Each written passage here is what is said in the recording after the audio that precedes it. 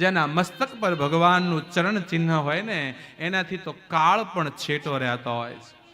આપણે ત્યાં જે તિલક કરવાની પરંપરા છે ને, ઉર્ધ્વપૂર્ણ તિલક કરીએ ને, આ તિલક એટલે શું છે? આ તિલક એ ભગવાનનું ચરણ ચિહ્ન છે. ઉર્ધ્વપૂર્ણ જે ઊભું તિલક કરીએ ને, આ તિલકનો ભાવ છે ભગવાનનું ચરણ ચિહ્ન અમારા કપાળ પર હોય, અને જેના કપાળમાં લલાટમાં ભગવાનનું ચરણ હોય ને એનાથી કાળ પણ આઘો રહે, ખરાબ વિચારો દૂષણો પણ આઘા રહે. એ તો હવે ફેશનના નામે આપણે બધું મૂકતા ગયા છીએ, બધું દૂર થતા ગયા છે. મને ઘણી વખત વિચાર આવે કે લોકોને જ્યાં શરમ કરવી જોઈએ ત્યાં બેશરમ બન્યા છે, અને જ્યાં બેશરમ બનવું જોઈએ ત્યાં શરમ કરીને બેઠા છે. શરમ કરજો વ્યસન કરતા, શરમ કરજો પાપ કરતા, શરમ કરજો ગુનો કરતા, શરમ કરજો કોઈના અહિત કરવાના વિચાર કરતા. પરંતુ ત્યાં આપણે બેશરમ બન્યા છે.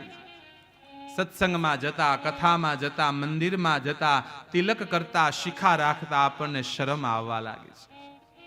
સનાતન હિન્દુ ધર્મની પરંપરામાં તમે જન્મા હોવ અને તમારા કપાળમાં તિલક ન હોય, તમારા મસ્તક પર શિખા ન હોય, તમારા ખભા પર જનોય ન હોય, તો શું મતલબ તમારો જીવવાનો?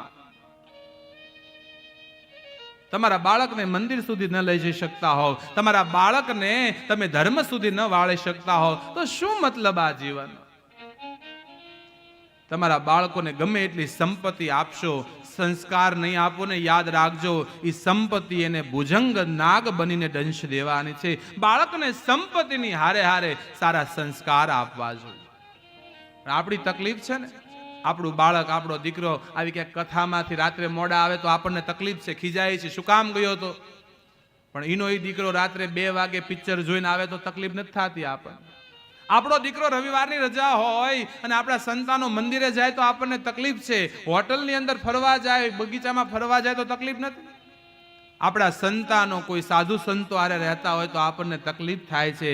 એના દીકરાઓ કહેવાય. ખરાબ મિત્ર સાથે ખોટા રસ્તે જતા હોય તો તકલીફ નથી થતી.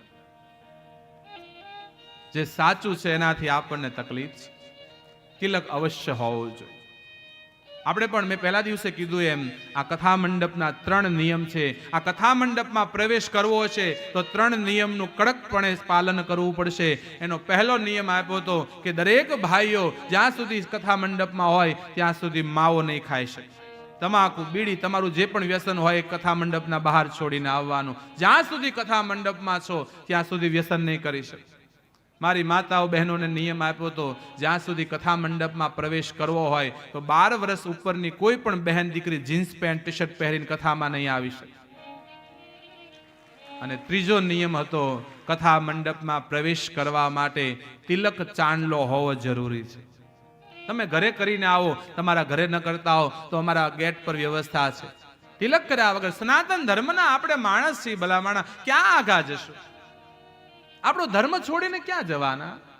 ધર્મો રક્ષતિ રક્ષિત. તમે જો ધર્મનું રક્ષણ કરશો ને તો ધર્મ તમારું રક્ષણ કરશે. આપણે આપણું છોડ્યું ને બીજાનું પકડ્યું છે. અમારો કૃષ્ણ ગીતામાં કહે છે, હે અર્જુન, નિજ ધર્મે નિધનમ શ્રેયમ પરો ધર્મો ભયાવહ. હે અર્જુન, બીજાનો ધર્મ છોડ, તું તારો ધર્મ અપનાવ. તારો ધર્મ છે અત્યારે યુદ્ધ કરવાનું, તું યુદ્ધ મેદાનમાં ઉભો છે.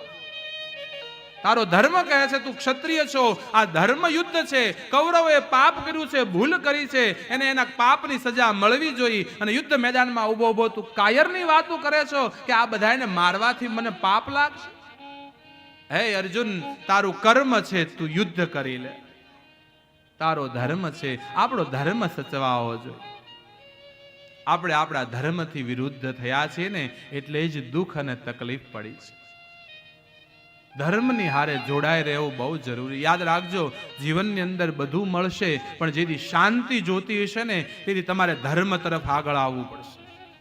આ જગતની અંદર શાંતિ કેવલ ને કેવલ ધર્મ જ આપી શકે છે. કોઈ યુનિવર્સિટી, કોઈ કંપની, કોઈ હોટલ તમને શાંતિ ન આપી શકે. જમવાનું આપી શકે, ભૂખ ન આપી શકે, સારા બેડ આપી શકે, સારા પલંગ આપી શકે, ઊંઘ ન આપી શકે, સુખ આપી શકે, શાંતિ ન આપી શકે. શાંતિ તો કેવલ ને કેવલ ધર્મ જ આપી શકે. તમારા બાળકોને ધર્મની અંદર જોડજો. બાળક ખોટા રસ્તે ન જવું જોઈએ. તિલક કરતા કરજો, એના ગળામાં કંઠી હોવી જોઈએ. ઘરમાં તમે એમ કહો અમારા છોકરાઓ બગડી ગયા, ક્યારે? તમે ધર્મથી દૂર થયા ત્યારે તમારું સંતાન ધર્મથી દૂર થયું છે. તમે ઘરમાં અનહકનો અનીતિનો રૂપિયો કમાઈને લાવો અને એ તમારું બાળક જ્યારે ખાય છે ને ત્યારે એને ખોટા સંસ્કાર આવે છે. વૃદ્ધાવસ્થામાં જોઈ લેજો, જેટલા વડીલો દુઃખી હશે ને, જેટલા છોકરાઓ નહીં રાખતા હોય એના જીવનમાં તમે ડોકિયું કરજો, ક્યાંક ને ક્યાંક એને એના મા બાપને નહીં રાખ્યા હોય ને એટલે જ એના સંતાનો એને હારે રાખવા તૈયાર નથી. ક્યાંક ને ક્યાંક યુવાનીમાં એને ખોટું કરી અનીતિ કરી રૂપિયો લાવ્યા હોય અને અનીતિનું ધન અનીતિનું અન્ન જેથી બાળક ખાય ને, યાદ રાખજો એ બાળક તમને ક્યારેય સાચવવાના નથી. અનીતિથી દૂર રહેજો. એક સમય હતો કે લોકો ખોટું કરવાથી દૂર જતા અને અત્યારે એક સમય છે કે માણસને ખોટું કરીને પૈસો જોતો. આ દુનિયામાં અચરજ દીઠું ઉન્નતિ ચાહે અધર્મ કરીને. અધર્મથી માણસને આગળ આવવું છે. તમારે વૃદ્ધાવસ્થા સારી વિતાવી હોય ને તો એ ભક્તો મારી એક વાત યાદ રાખજો, તમે ધર્મ તરફ આગળ આવશો તો તમારું બાળક ધર્મ તરફ આગળ આવશે અને તમારા બાળકને સાચા અને સારા રસ્તે ધર્મ જ ટકાવી શકવાનો છે.